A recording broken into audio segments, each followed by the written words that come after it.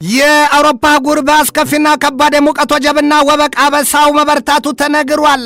በዚያ መሰል አደገኛ ሙቀት መከራ ከወደቀባቸው ሀገራት መካከል ደግሞ እንግሊዝ፣ ጀርመንና ፈረንሳይ ተጠቃሾቹ ሆነዋል። አረ እንደውም በአንዳንዶቹ የአውሮፓ ሀገራት የሙቀቱ መጠን ከ40 ዲግሪ ሴልሺየስ በላይ መድረሱም ነው የተሰማው። የዚሁ የአውሮፓ የሙቀት አበላ አሳስቦኛል ሲልም የዓለም ጤና ድርጅት ከአውሮፓውያኑ ሰኔ 21 ቀን የጀመረውን ክፉኛ እንዳማረረበትም ነው የተገለጠው። የሰው ልጅ ጎትቶ የመዘዘውን ጠቅልሎ ለመሰብሰብ ጭንቅና መከራ ወድቆበታል የዓለም አየር ንብረት ለውጥ። ይህንኑ ርዕሰ ጉዳይ በዓለም አቀፉ ትንታኔ ዘገባችን መርጠን ተመልክተነዋል። ከትንታኔ ዘገባው ጋር ትዕግስቱ በቀለ ነኝ። ከ17ኛው መቶ ክፍለ ዘመን አንስቶ የጠቢባን የአብርሆታቸው ምንጭ ልዩ ቡናና የቡና ጥበብ ነው። ታዲያ ይህን ቡና ለመቅመስ ጥበቡንም ለመማር ዝግጁ ኖት? አሃዱ ኮፊ አካዳሚ በአዲስ አበባ ትምህርትና ስልጠና ቁጥጥር ባለስልጣን ፈቃድ በማግኘት የረጅም ጊዜ ልምድ ባላቸው ባለሙያዎች በመታገዝ የተለያዩ የቡና አይነቶችን የመቅመስ ኮፊ ካፒንግ፣ የቡና ቆላት፣ ሮስቲንግ፣ ጣዕምን፣ ፍሬዎችን፣ መዓዛንና አሲድነትን የመለየት ጥበብ በባሬስታና አግሮ ማርኬቲንግ ዘርፎች ስልጠና ለመስጠት ዝግጅቱን አጠናቋል። የቡና ጥራትን ለመጠበቅ የቡና አፍቃሪዎች የተለያዩ ጣዕሞችን ለማወቅ እንዲሁም አምራቾች ምርቶቻቸውን ለማሻሻል እንዲችሉ የሚረዳውን ይህንን ስልጠና በአሃዱ ኮፊ አካዳሚ በመሰልጠን ብቁ ባለሙያ ይሁኑ።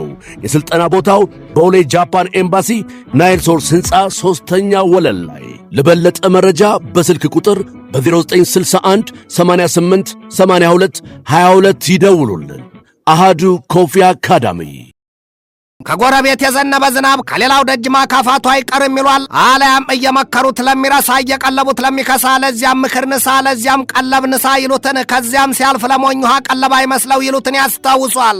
የዚህ ዘመን የሰው ልጅ ስልጣኔ ተፈጥሮን በመቃወምና በመቃረን የሆነ ነው የሚመስለው። ደኖችና እጽዋቱን የቻለውን በመጥረቢያ ያልቻለውና ያልሆነለት የመሰለውን በሰደድ እሳት ክርን እየሟጠጠ ለምሬትም ወደ ሰማይ ያንጋጠጠ በእምነት የማያውቀውን ፈጣሪውን ሲያማርረው ይታያል፣ ይሰማል። የዛሬ ይቱ ዓለም እዚህና እዚያ ሳይልና ሳይለይ የወረደባት መዓትና መቅሰፍት ሊናገሩ ቀርቶ ሊያስቡትም ይቸግራል። ለሁሉም ግን አንቺ ታመጪው አንቺው ታሮጩን የሆነው ሰው ራሱን በኃላፊነት ያለማስቀመጡና ከተጠያቂነት ለማምለጥ መፈርጠጡና መፍጨርጨሩ ነው። ዛሬ የአየር ንብረት ለውጡ ተለውጧል፣ ስደት፣ ረሃብና ጦርነት መፍትሄ አጥቷል እየተባለ የሚነገረው ዜና ሁሉ ከየትም የመነጨ አይደለም፣ ከራሱ ከአዋቂው ከትልቁ ፍጥረት የሰው ልጅ የሆነ ነው። አዎን ጦርነትን ተዋጉ ብሎ የሰማያዊ አምላክ ትእዛዝ ሰጠ። ጥያቄ ብቻ ነው እርስ በርስስ ከቃየልና ከአቤል የጀመረው ግድያና የንጹሐን ደም መፍሰስ ዛሬ ስለምን ቀጠለ? ስለምን አልቆመም? ይህንንስ የሰማያዊ አምላክ አዘዘ።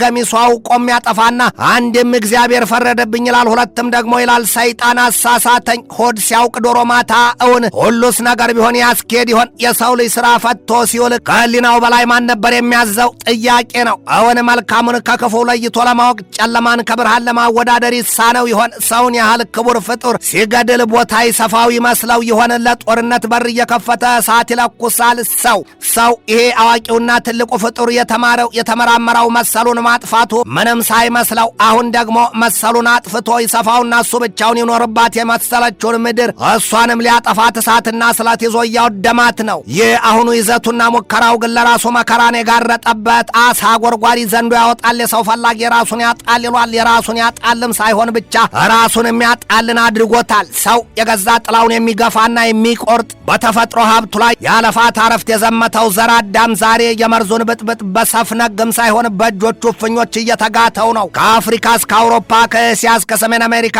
ከግግሩ በረዶ ዓለም መገኛው አንታርክቲካና አርክቲክ የትም ቦታ ሳይልና ሳይለይ የፀሐይ ስለታማና እሳታማ ጥፍሮች ያልደረሱበት ስፍራ የለም ነው የሚባለው። ፀሐይ በባህሪዋ ለሕያውያን ፍጥረታት ታስፈልጋለች፣ ግን ደግሞ ተፈጥሮ ራሷ ሚዛኗን አደላድላ አስቀምጣታለች።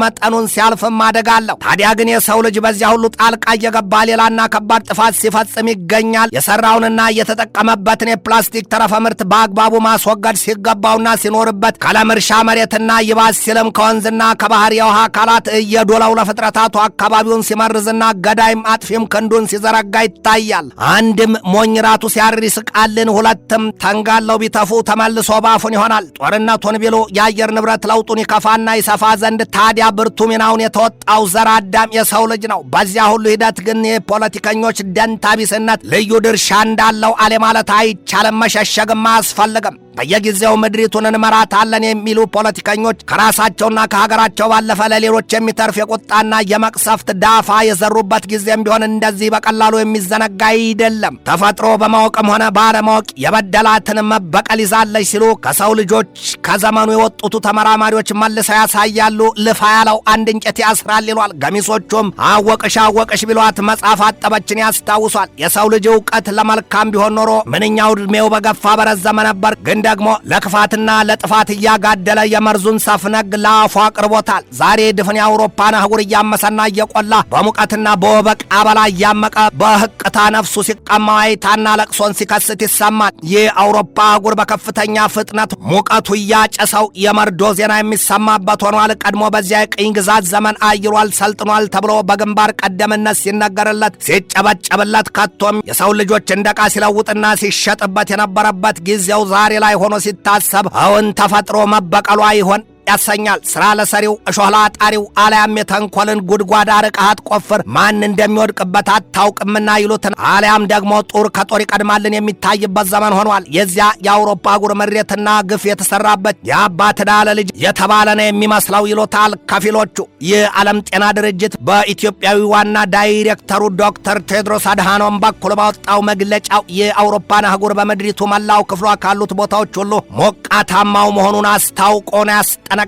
እንደ ዶክተር ቴድሮስ አድሃኖም ማብራሪያ ታዲያ በዚህ ወቅት 150 ሚሊዮን ህዝብ እጅግ ከባድና አስከፊ በሆነ የሙቀት አበላ ውስጥ ይኖራል ነው ያሉት። በዚያም የተነሳ ዋና ዳይሬክተሩ በዚያም የተነሳ በድፍን የአውሮፓ ምድር ከተያዘውና እየተገባደደ ካለው የሰኔ ወር 21ኛው ቀን ጀምሮ በዚያ አስከፊና እንደ ድንች ፍን እያደረገ በሚቃቀል ሙቀትና ወበቅ የሞቱት ሰዎች ቁጥር 1300 ደርሷል ሲሉ በሐዘን የተሰቀቀ ውስጣዊ ስሜታቸውን አሳይተዋል። ይህ ዓለም ጤና ድርጅት ዋና ዳይሬክተር አሉ።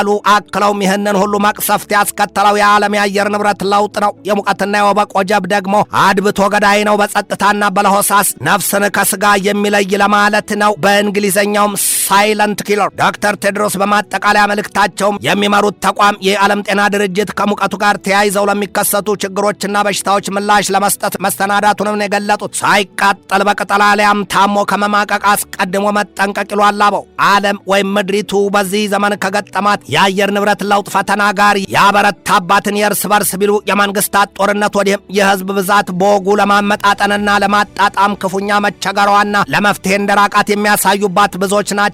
ግን ደግሞ እነዚህን መሰል ሰዎች በገጿ ከያዘቻቸው ከ8 ቢሊዮን ሰዎች አንጻር በጣም ጥቂቶች ናቸው ሲል የአናዶሉ ዘገባ በስፋት ይተነትናል። እንደ እንግሊዝ መሰሎቹ የአውሮፓ ሀገራት በተያዘው የ2026 የእነርሱ ወይም የአውሮፓኑ አቆጣጠር ብቻ 2 ጊዜ በዚያ አደገኛ የወበቅ አባዜ ውስጥ መግባቷን የተገለጠው የእንግሊዝና የሌሎቹን አውሮፓ ሀገራት የሙቀት አደጋ እነርሱ በቋንቋቸው በተለይም እንግሊዛኑ ሱፐር ሂት ዌቭ ብለውታል። አሁን እንግሊዝና የተቀረው የዓለም ክፍል በከፍተኛ ደረጃ አደጋ ላይ ወድቋል። ምን ያሉት በአየር ንብረት ለውጡ የተነሳ ምድሪቱ እየነደደች መሆኑን በዓለም የአየር ንብረት ለውጥ ከፍተኛ የሜትሮሎጂው ተመራማሪው ጂም ደል አስታውቀዋል። እንዳውም አሉ ሰውየው እንደውም እየተጠናቀቀ ያለው የሰኔ ወር በአንዳንድ የምድሪቱ ስፍራዎች 40 ዲግሪ ሴንቲግሬድ ይደርሳል ሲሉ አስጠንቅቀዋል። በጀርመን ያንኑ የሚቀልጥ ሙቀት ይታደገናል ሲሉ በዋና ውስጥ ሳሉ ሰዎች መሞታቸው ተሰምቷል።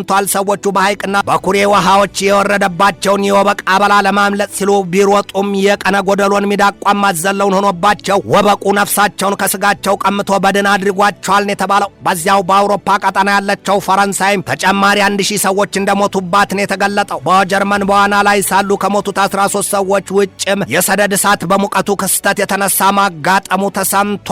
ጀርመን ለሶስተኛ ቀን በቀጠለው የሙቀት አበላዋ 41.7 ዲግሪ ሴልሺየስ መስግባለች። ቼክ ሪፐብሊክም ምንጊዜም ገጥሟት የማያውቅ የተባለለትን የ47.9 ዲግሪ ሴልሺየስ ከባድና አስጊ ሙቀት መስግባለች። ከ1000 በላይ ተጨማሪ ሰዎች ሞት የመዘገበችው ፈረንሳይ በአደባባይ የአልኮል መጠጥን መከልከሏ ነው የተሰማው። ፍየል ወዲያ ቅዝምዝም ወዲህ የተፈጥሮ ሀብትን በምድሪቱ ክፍል ሲሟጠጥ ማሽሟጠጥ የነበረበትን ጊዜ ማስታወሱ ይሻላል። ያኔ ምን አገባይ ምን ቸገረኝ ሲሉ የነበሩበትን ጊዜ አውሮፓኑ በተለይም ለቅኝ ግዛት በገቡባቸው የአፍሪካ ሀገራት አህጉሩን የጨለማው ዘመን ወይም የጨለማው ዓለም እያሉ ቅጽል ከመስጠትና ከማጥላላት ታቅበው የተፈጥሮ ሀብት አያያዝና አጠባበቅን አስተምረው መክረውና ሰብከው ቢሆን ኖሮ ዛሬ በዘመን ሂደት ምድሪቱ ለዚህ ባልበቃችም ነበር። ወዲያም ደግሞ እኛ የሰለጠኑትና የበለጸጉት ሀገራት ከበካይ ጋዝ ልቀቶቻቸውና ከካርበን ልቀታቸው ቢታቀቡ ዛሬም የምድሪቱን ዕድሜ ማቆጥቆጥና ማስቀጠል ያስችላት ነበር። ወዲህ ደግሞ የበላተኛ ታዛቢን ሆኖ